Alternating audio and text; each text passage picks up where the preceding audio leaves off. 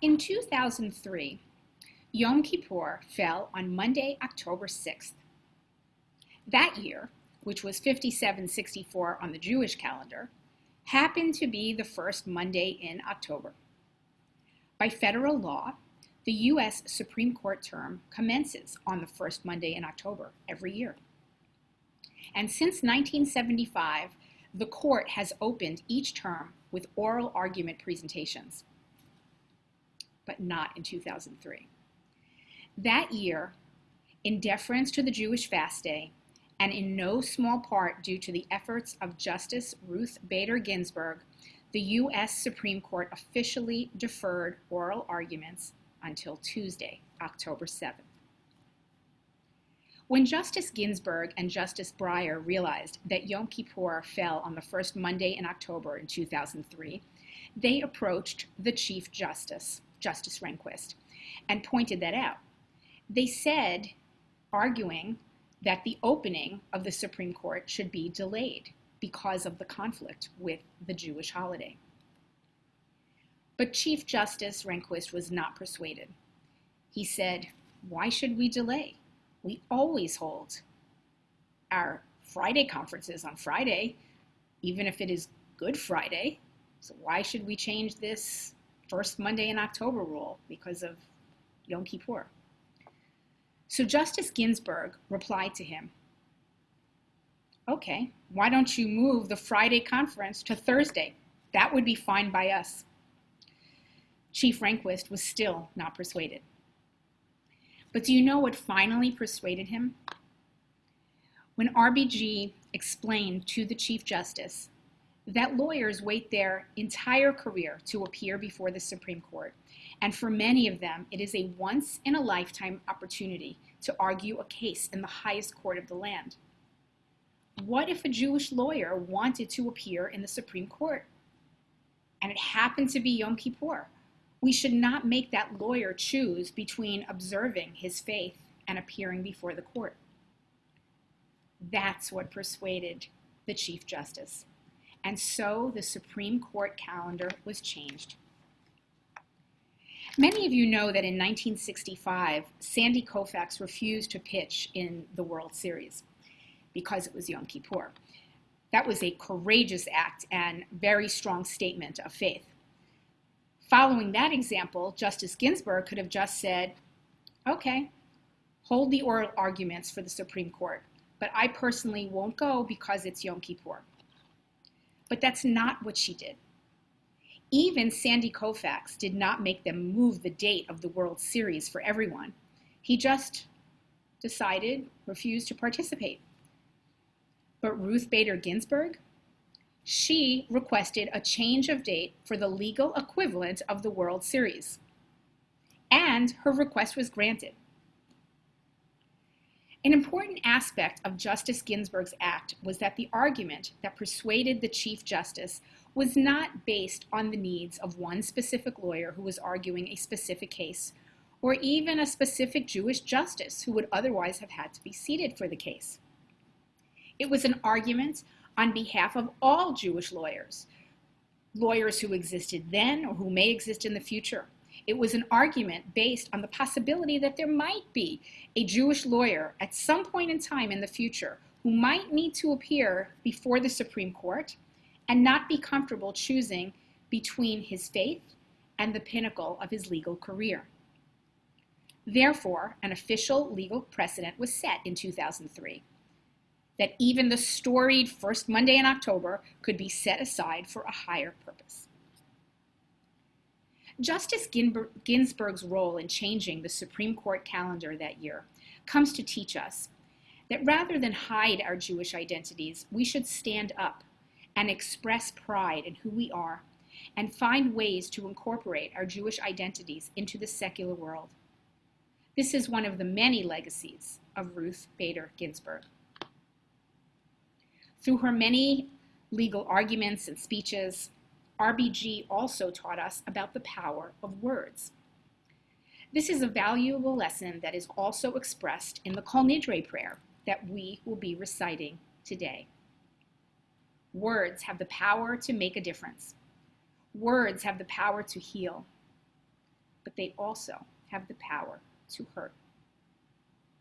Kol Nidrei reminds us to use our words wisely and in constructive, creative ways, not in detrimental, destructive ways.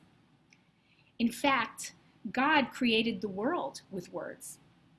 As the first line of Psukei de Zimra indicates, Baruch she'amar v'haya ha'olam. Blessed is God, the one who spoke, and the world came into being. RBG was a remarkable individual, a notorious individual who embodied the ethos of the words from Parashat Shoftim in the book of Devarim. Tzedek, tzedek, tirdof. Justice, justice, you shall pursue. Deuteronomy chapter 16, verse 20. As Rabbi Abraham Joshua Heschel teaches, the moral imperative of this mitzvah is to do more than merely believe in justice in our minds, in our hearts. We must actively pursue justice, pursue righteousness in concrete ways through our actions. This biblical verse adorned the wall of Justice Ginsburg's office. Just as these words serve to inspire RBG in her tireless, active commitment to the pursuit of justice and righteousness, so may these words and the life work of Ruth Bader Ginsburg inspire all of us to strive to make this world a better place with our words and with our actions. Yitzrachel bat Nisan v'tzera Leah, zechutah yagen aleha, v'yagen aleynu. May her merit serve as a shield for herself and for us. On this Yom Kippur, on this 10th day of the 10 days of Tshuva, as God judges our deeds and our lives hang in the balance, I pray that we all find comfort in the idea that RBG continues to serve as a lawyer who is advocating on our behalf. Of course, on Yom Kippur, we're also urged to advocate on our own behalf as we seek forgiveness by admitting our wrongdoings and sincerely committing to change for the better. The good news is that Jewish tradition maintains that we do have a fighting chance of being forgiven and of affecting real change in ourselves and in the world. Consider this. Yom Kippur may be viewed as the final chapter in the story of our biblical ancestors that began on the holiday of Shavuot. The holiday cycle between Shavuot, about 4 months ago, and Yom Kippur may be viewed as a story of love, marriage, betrayal, and reconciliation. Shortly after getting married to God at Mount Sinai, with the 10 Commandments serving as their ketubah, Bnei Yisrael, the Israelites, betrayed God with the sin of the golden calf. When Moshe Rabbeinu saw the people cavorting with the idol, he took the tablets on which the commandments were inscribed and he threw them to the ground. According to rabbinic tradition, that happened on the 17th day of the Hebrew month, the Jewish month of Tammuz. The shattering of the tablets represented a rupture in the relationship between God and the people. After that betrayal, Moshe did everything possible to woo God back into relationship with the people. It was in the month of Elul that Moshe succeeded in having God consider the proposition of reconciliation. It was on Rosh Hashanah that God finally agreed to recommit. And then on Yom Kippur, God forgave the people and the relationship was restored.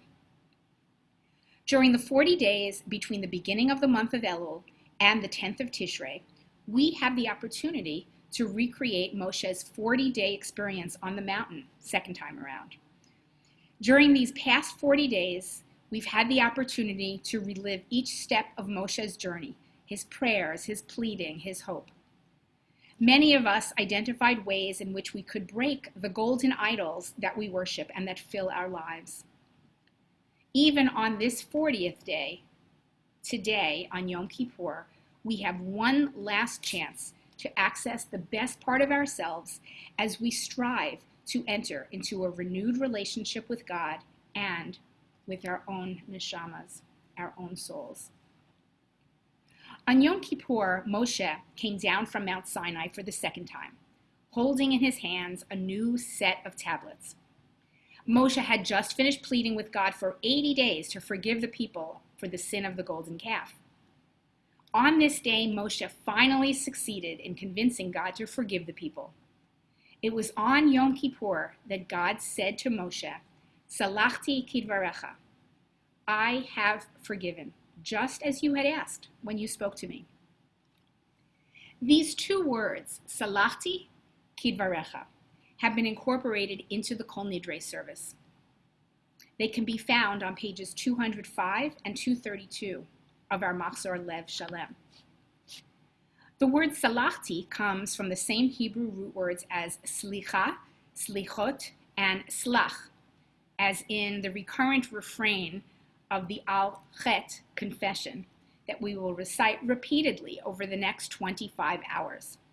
Slach lanu, machal lanu, kaper lanu. On page 237 of our Machzor, these Hebrew words are translated as follows: forgive us, pardon us, grant us atonement. The Hebrew noun that corresponds to slach lanu is slicha. The noun that goes along with mechal lanu is mechila. The noun corresponding to kaper lanu is kapara. Participating in Yom Kippur services provides us with the opportunity to seek all three types of forgiveness from God: mechila, slicha, and kapara. In an article in Cross Currents magazine, David Blumenthal articulates the differences between these three types of forgiveness.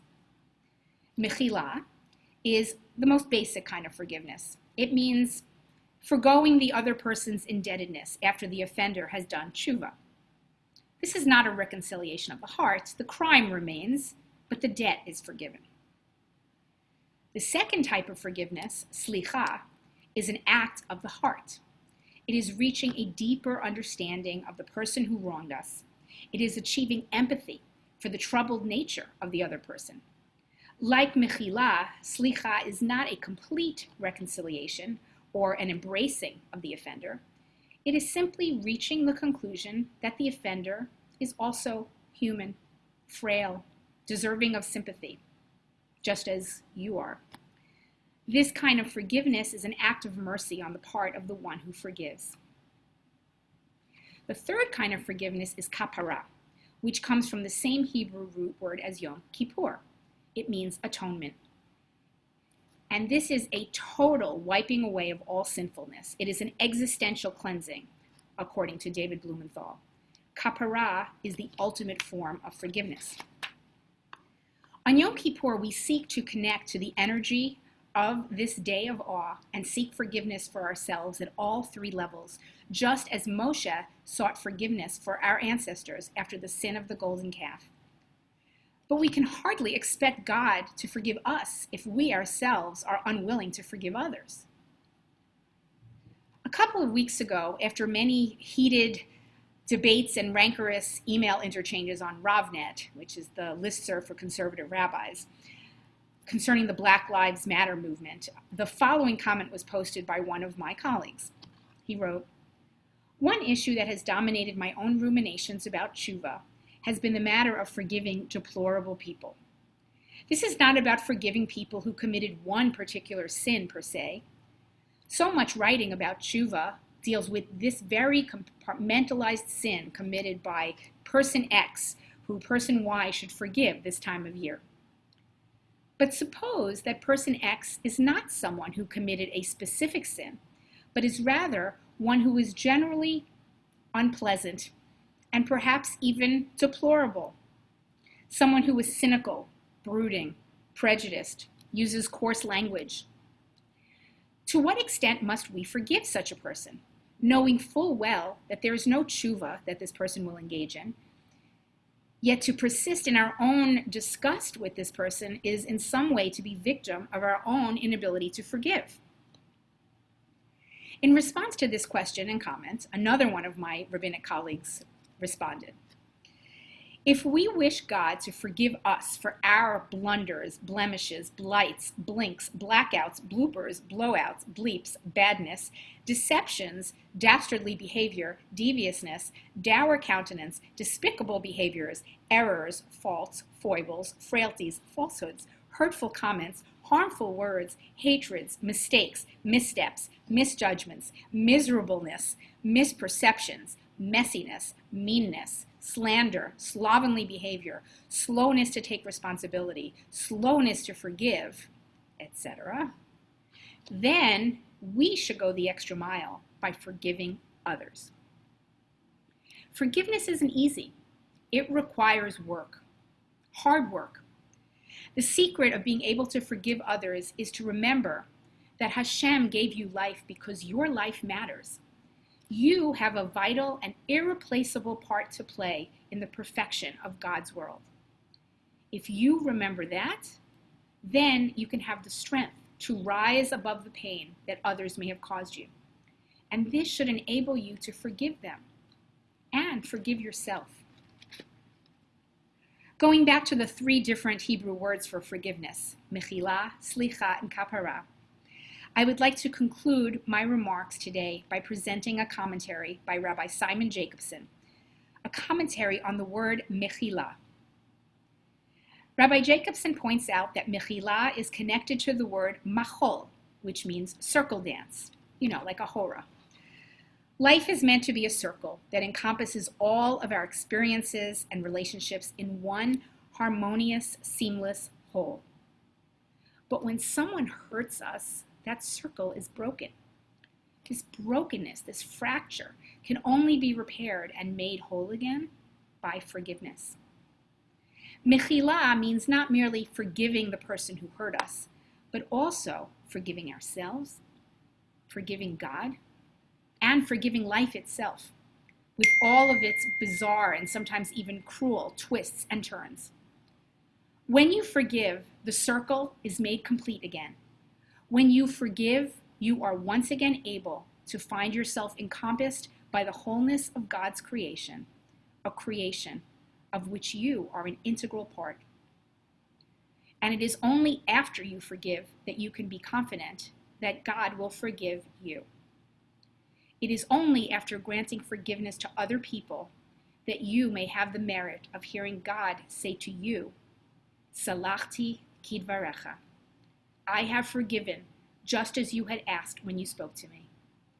Salachti kidvarecha. Gemar Chatima Tova. May all of your names be written and sealed in the book of life for a good year.